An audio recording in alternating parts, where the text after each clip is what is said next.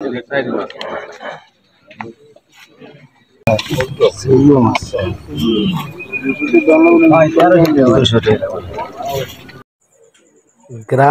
এই ছোট্ট বাজারটিতে ফজর নামাজের পরে আইলেই কিন্তু আপনি বাজারে তাজা শাকসবজি আর মাছ পাবেন। এটা হলো বরিশাল মেহেন্দিগঞ্জ দাঁতপুর বাজার। তো এখানে একদম ফ্রেশ এবং তাজা মাছগুলাই সকালে ওঠে, সাথে আপনার সবজিগুলো শাক পাতা যাই হোক গ্রামের সব কিছুই দেখা যায়।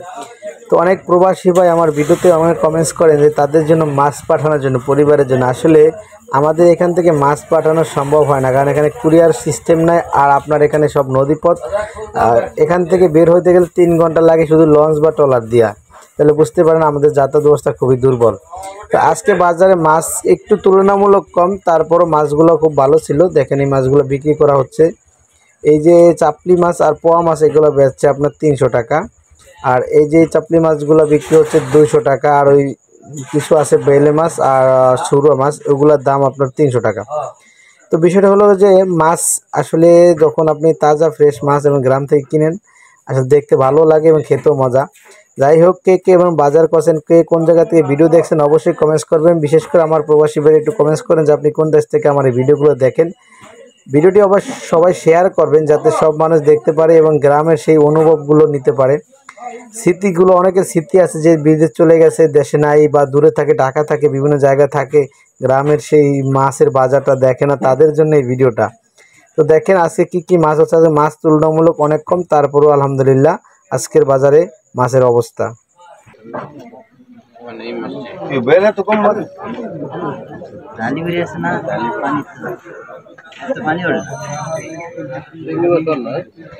पानी उड़ रहा तो भाई क्या समझ कुछ আমি যে প্রথম ভাঙলাম যেটা কইতে বই কোন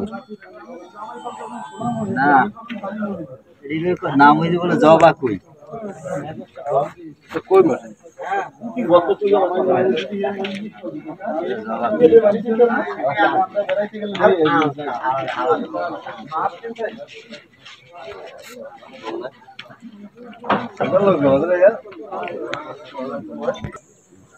700 টাকা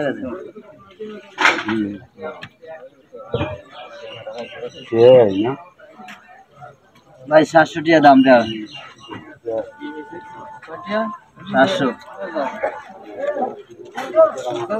আইজা স্যার রবি সাহেব ওটা নাই রে সাউন্ড নেই আইজা এটা সাউন্ড নেই আইজা স্যার রবি সাহেব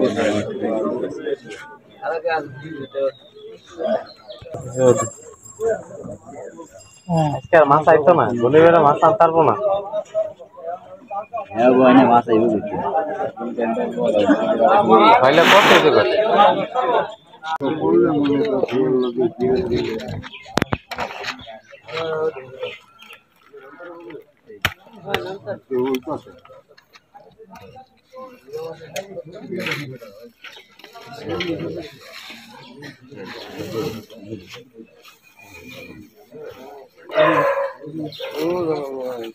ইলিশ মাছের খাওয়াটা কত?